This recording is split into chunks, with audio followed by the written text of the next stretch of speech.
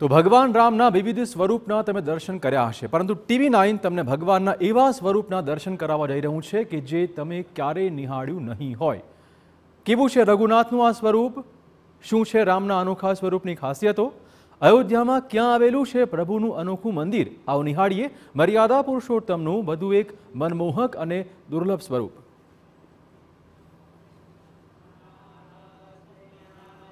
દેશના દરેક નાગરિકને, દરેક રામ ભક્તને અત્યારે પ્રભુ શ્રી રામના દર્શન કરવા છે। સૌ કોઈ ઈચ્છે છે કે ગર્ભગૃહમાં બિરાજમાન પ્રભુ શ્રી રામની મૂર્તિના દર્શન થાય, પરંતુ એ પહેલા TV9 પર આજે સૌથી પહેલા તમને એ સ્વરૂપના દર્શન કરાવવા છે જે પ્રભુ શ્રી રામનું સ્વરૂપ અત્યંત દુર્લભ છે।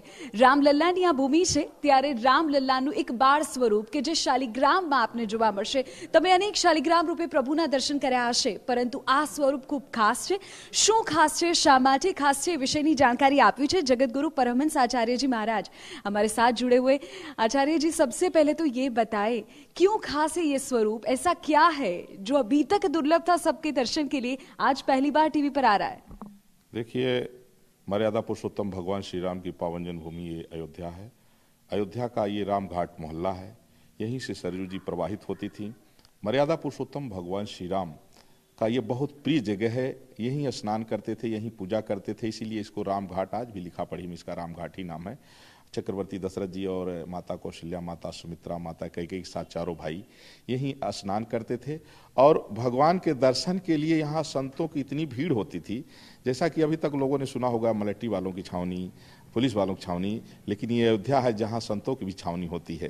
तो इतनी संत, जैसा कि रामचरितमानस में, वाल्मीकि रामायण में, वेदों में भी वर्णन है। जैसा गोस्वामी तुलसीदास जी ने कहा कि नारदाद शनकादि मुनिषा दर्शन लाग कौशलाधीशा, दिन प्रति सकल अयोध्या आवहि देख नगर विराग विशाल। तो देवलोक से देवर्षि नारद जी से लेकर के जितने ऋषि मुनि साधु संत यहाँ सब इकट्ठा होते थे, केवल इसलिए कि ये राम घाट पर राम जी स्नान करके जाएंगे तो उनका दर्शन करेंगे। यहाँ लगातार जो है तो साधु संतों का एक एक से तपस्वियों का जो है तो तांता लगा रहता था।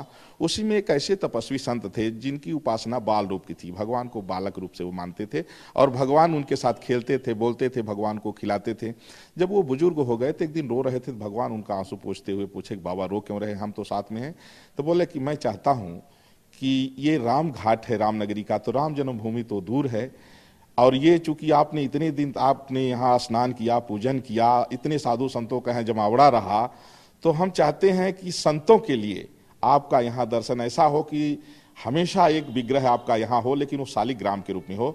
तो फिर वो भगवान का वो जो स्वरूप था वो शालिग्राम के रूप में प्रकट हो गए, जो आज तक जो है उनकी पूजा अर्चना चली आ रही है। इसको हम लोगों ने प्रचार प्रसार से दूर रखा था। हालांकि देश में जो बड़े संत हैं, साधक हैं, जो बड़े कथावाचक हैं, बड़े विद्वान हैं, इस बात को जानते हैं, दर्शन करने भी आते हैं, उनको गोपनीय रूप से हम लोग दर्शन कराते थे और प्रचार प्रसार के लिए मना करते थे। लेकिन मर्यादा पुरुषोत्तम भगवान श्री राम लला का जब भव्य मंदिर का उद्घाटन होने जा रहा है, तो राम लला से जुड़ा हुआ विषय होने के कारण, बाल रूप की उपासना का केंद्र होने के कारण मुझे ऐसा लगा कि देशवासियों को आपके TV9 के माध्यम से जो है तो दर्शन प्राप्त होना चाहिए।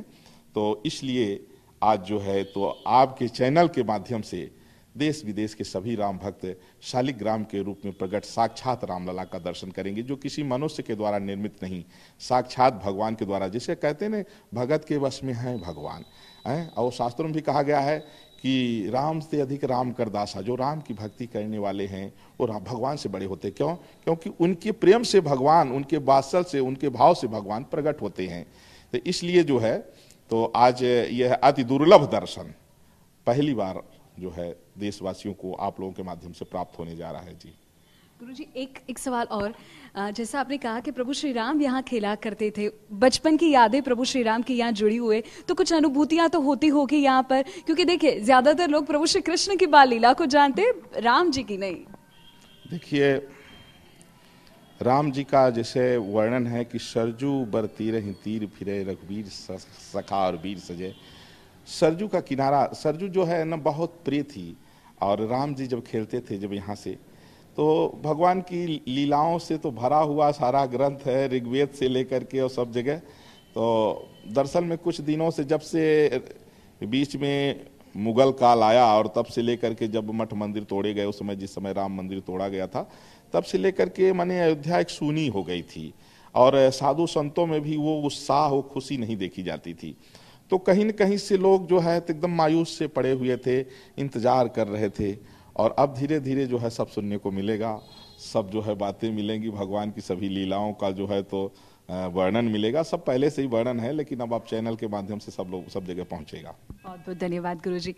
તો જે પ્રકારે ગુરુજી કહી રહ્યા છે કે આ એક એટલી દુર્લભ મૂર્તિ છે કે જેમનું દર્શન સામાન્ય લોકો માટે શક્ય નથી હોતું ને નથી થયા ક્યારે, પરંતુ આજે પહેલી વખત TV9 પર અમે આપને પ્રભુ શ્રી રામલલાના ગર્ભગૃહના દર્શન પહેલા એ સ્વરૂપના દર્શન કરાવી રહ્યા છીએ કે જે ખૂબ દુર્લભ મનાય છે। કેમેરામેન નેટવર્ક પરમાર સાથે વિધિ, TV9 અયોધ્યા।